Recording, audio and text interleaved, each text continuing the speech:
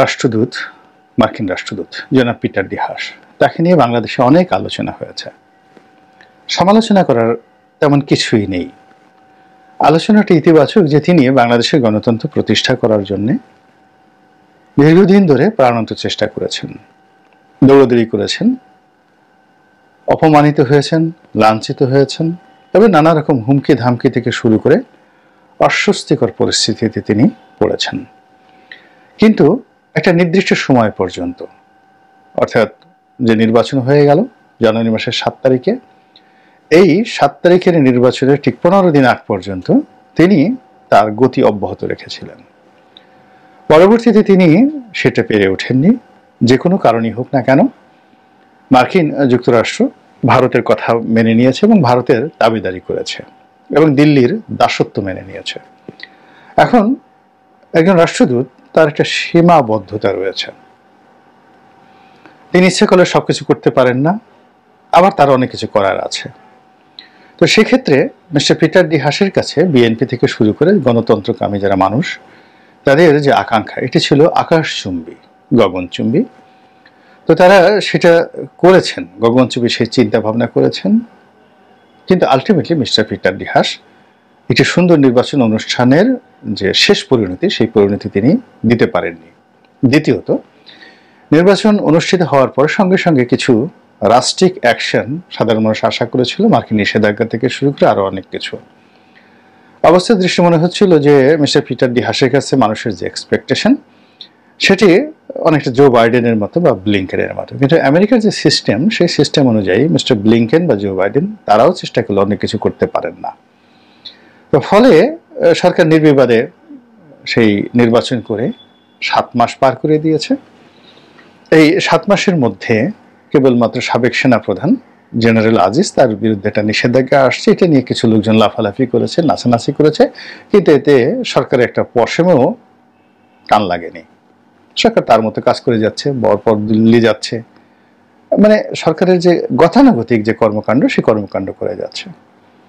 তো এরই মধ্যে মিস্টার পিটার ডি হাসের যে বদলি, এটি নিশ্চিত হয়েছে, নতুন একজন আসবেন। এবং এটা আমি প্রায় 1 বছর আগেই বলেছিলাম যে মিস্টার পিটার ডি হাস আসলে শেষ পর্যন্ত থাকতে পারবেন না। 2 নম্বর এও বলেছিলাম যে মিস্টার পিটার ডি হাস আমেরিকার যে পলিসি, এই পলিসি যে স্ট্যান্ড থাকবে, এটি আমার কাছে মনে হচ্ছে না। এবং পিটার ডি হাস আন্তরিকতা নিয়ে কাজ করছেন, তার মধ্যে কোনো হিপোক্রেসি নেই। কিন্তু ultimately America is a nation, তারা স্বার্থের জন্য, প্রয়োজনের জন্য যে কোনো সময় তাদের নীতি পরিবর্তন করতে পারে, কারো পা ধরতে পারে, আবার কাউকে একটা জোরে আছাড় দিতে পারে।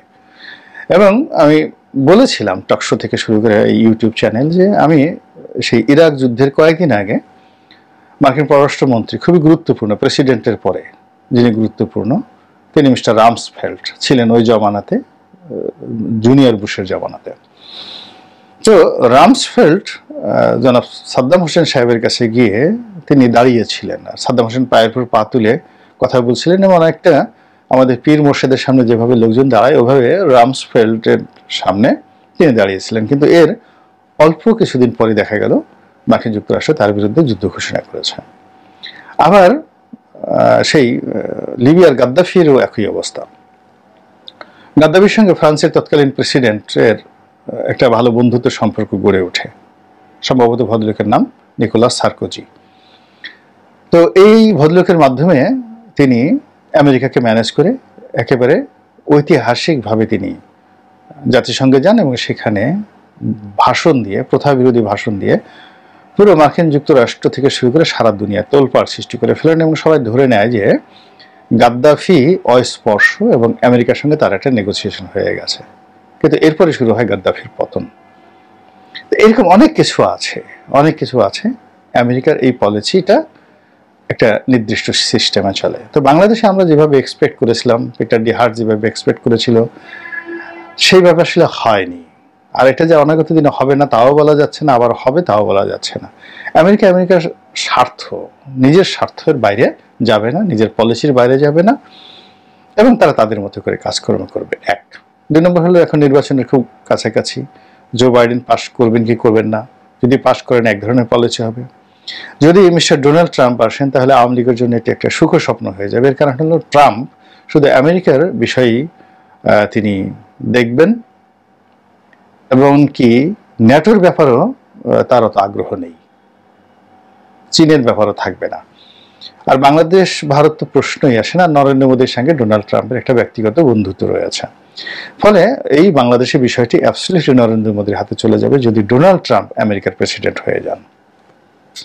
তো এরকম যে একটি অবস্থা, সেই অবস্থার মধ্যে বাংলাদেশের খবর হলো যে মিস্টার পিটার ডি হাস তিনি চাকরি ছেড়ে দিয়েছেন অভিমান করে, রাগ করে, বিরক্ত হয়ে।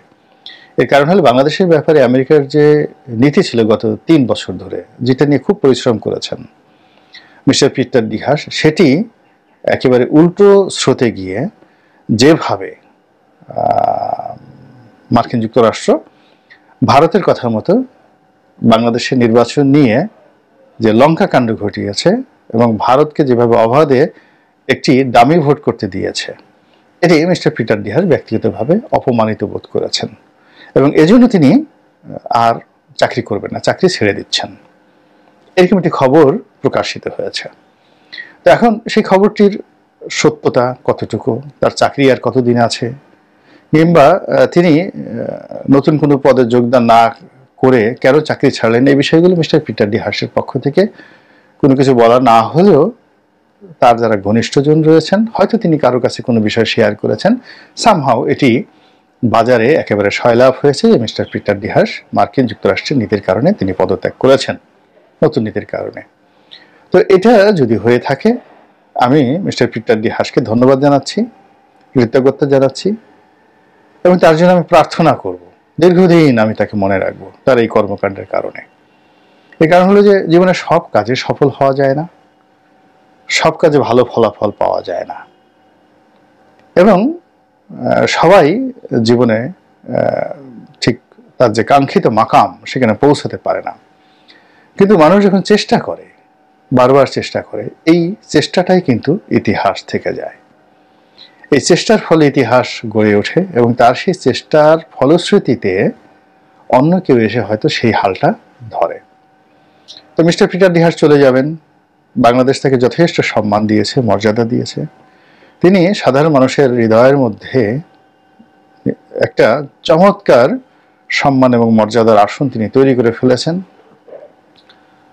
তাকে নিয়ে অনেক কিছু হয়েছে, অনাগত দিনেও হবে।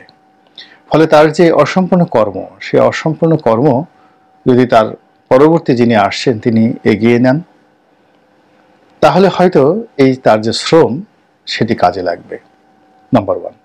নাম্বার 2 হলো তিনি যে দৃষ্টান্ত স্থাপন করেছেন, এটিও মার্কিন প্রশাসনে যারা খুব দ্রুত সিদ্ধান্ত পরিবর্তন করেন, ব্যক্তি হোক, প্রতিষ্ঠান হোক, ঊর্ধ্বতন কর্তৃপক্ষ হোক, তাদের জন্য এটি একটা লেসন, একটা শিক্ষা, যে একজন রাষ্ট্রদূত তার যে কর্মকাণ্ড, সেই কর্মকাণ্ডের কারণে তিনি অপমান বোধ করায় তিনি পদত্যাগ করেছেন। আমাদের দেশে তো পদত্যাগ মানে পা কেটে ফেলা না পর্যন্ত কেউ পদত্যাগ করতে চায় না, পা তার লাগবেই। তো সেই দিক থেকে মিস্টার পিটার ডি হাস যে সাহস দেখিয়েছেন, শক্তি দেখিয়েছেন, এটি খুবই গুরুত্বপূর্ণ। আমেরিকার মতো একটা জায়গাতে একটি সরকারি চাকুরি, তারপর একটি রাষ্ট্রদূতের মতো পদ এবং পদবি, এটি নিশ্চিত জীবন, এসব বাদ দিয়ে আদর্শগত কারণে চাকরি ছেড়ে দিয়ে তারপর সেখানে বিকল্প কর্মসংস্থান আমেরিকাতে এত সোজা জিনিস নয়। আমেরিকাতে ঠিক এক্সিকিউটিভ পদগুলো খুব অল্প, খুব অল্প। বেশিরভাগ মানুষই শ্রমজীবী মানুষ, সেখানে গিয়ে নানা রকম কষ্টকর কাজ করে। আমাদের এই যে বাংলাদেশের একসময় ব্রিগেডিয়ার বাড়ি ছিলেন, ডিজিএফআইয়ের কর্মকর্তা, 111-এর সময় একেবারে যাকে লর্ড অফ দ্য রিং মানে বলা হতো, তো সেই মানুষ এখানে পিজার ডেলিভারি ম্যান হিসেবে কাজ করেন, অর্থাৎ পিজা হাটে কাজ করেন এবং বিভিন্ন বাসায় এই পিজা পৌঁছে দেন, এবং এটা তিনি নিজে বলেছেন। সেখান থেকে নিজে গাড়ি চালিয়ে বা হুন্ডা চালিয়ে, ওখান থেকে বোধহয় হুন্ডা না, গাড়ি চালিয়ে তাকে সেই পিজা ডেলিভারি দিতে হয়। সেই কাজ একজন ব্রিগেডিয়ার তিনি সেখানে করতে বাধ্য হচ্ছেন। এইটা হলো সেই দেশের সমাজের যে কাঠামো, সেই কাঠামো। বেশিরভাগ মানুষই 2-3টা চাকরি করে, কেউ হয়তো ড্রাইভিং করে, কেউ হয়তো কোনো দোকানে পার্ট টাইম সেলসম্যান কাজ করে, এখানে 3 দিন, ওখানে 3 দিন, এসব মিলিয়ে মাসে তাকে $8-10,000 ইনকাম করতে হয়। মানে একজন সিঙ্গেল লোক যদি ছোট্ট একটা রুম নিয়ে নিউ ইয়র্ক সিটিতে থাকে, তাহলে তাকে $5,000 তার লাগে। নিউ ইয়র্ক শহরে। $5,000 লাগে, আর যদি বড় পরিবার নিয়ে থাকে সেটা আরো বেশি। তো এই টাকাটা উপার্জন করার জন্য তাকে পরিশ্রম করতে হয়। তো সেই দিক থেকে যদি কোনো সরকারি চাকরিতে কেউ থাকে, তাহলে তার যে নিশ্চিত একটা জীবন থাকে, সেই জীবনটি বাদ দিয়ে মিস্টার পিটার ডি হাস যদি গণতন্ত্রের জন্য, বাংলাদেশের জন্য সত্যিকার অর্থে তিনি চাকরি থেকে পদত্যাগ করেন, আমি তাকে সম্মান জানাবো, শ্রদ্ধা জানাবো এবং তার জন্য দোয়া করব। ভালো থাকুন মিস্টার পিটার ডি হাস।